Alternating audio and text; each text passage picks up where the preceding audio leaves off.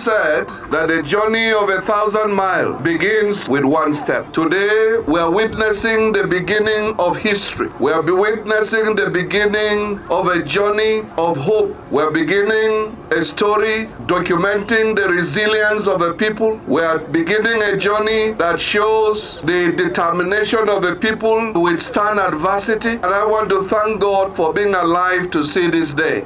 This indeed is the day the Lord has made. And I am confident that just like the scripture our father read in the book of Nehemiah, there were people that were living in Jerusalem in those days with the broken walls, but they were not bothered. But one day, some of those who were living with the condition came to Nehemiah, and when he heard of it, his heart became troubled. And today we thank God that we have men and women of timber and caliber on the plateau who are troubled by the condition of their brother. Because they are troubled and burdened, they rose to the occasion and said, we must do something about it. And I know that when people arise to take responsibility, especially to address the conditions of the vulnerable, God arises with them. I therefore have no doubt in my heart that this initiative to bring Eden to Bassa local government is an initiative that God will honor. And I'm glad to hear that this Eden is not only going to come only to Bassa, to Rigwe land. I'm hearing clearly from what the chairman read is that we can live here telling the people of Barkiladi that hope is coming.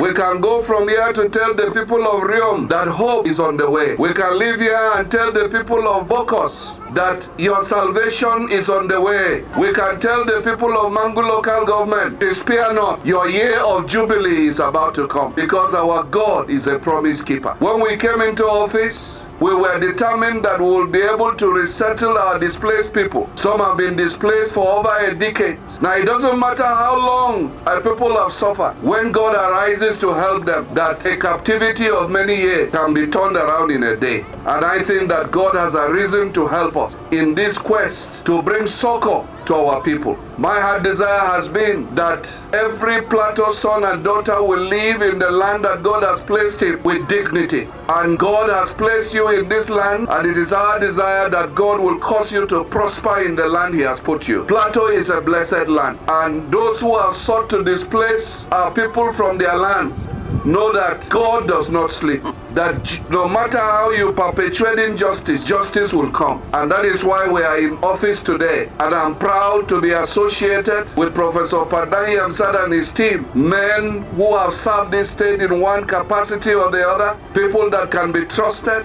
People who are reliable. People that we can commit responsibility into their hands and go to sleep. I want to assure you, sir, that I personally, by the grace of God, I will contribute my own widow's mite. Having seen men and women that can be trusted, I can tell you that government will also contribute its part. This is not a contract to be awarded for people to make profit. It is a community-based initiative. God should help us to be our brother's keeper.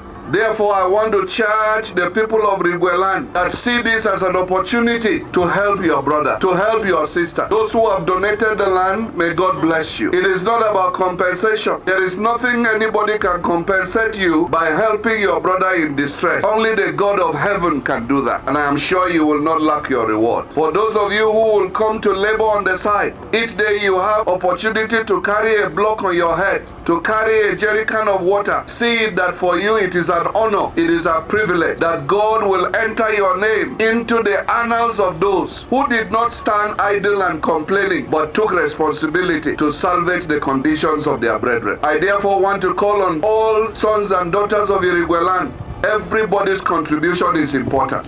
Let no one hear you idly saying there is nothing I can do. Even if it is 100 naira you can contribute, I can vouch for these men and women that every kobo you give them will not be wasted. They are not working for profit or for personal benefit. They are laboring only that the condition of their brothers and sisters will be ameliorated. I want to call on every son and daughter of Plateau State, both at home and abroad, that a journey has begun. And I think that if we were looking for a framework in order to help to resettle our IDPs, finally we have found the framework. I want to thank those of you who have donated your land. I want to thank His Highness the Rigwe for providing leadership. I want to thank the Rigwe Development Association for providing leadership. I believe from all that I have heard that the Rigwe nation has been exemplary in making sure they do not allow their people to suffer. They rise as a community to be able to help their brothers in need. This is highly commendable. And I like to recommend that to every community on the plateau, that the time when you become nonchalant about the conditions of your brother, that time is over. It is time for us to join hands together and be our brother's keeper. Thank you and God bless.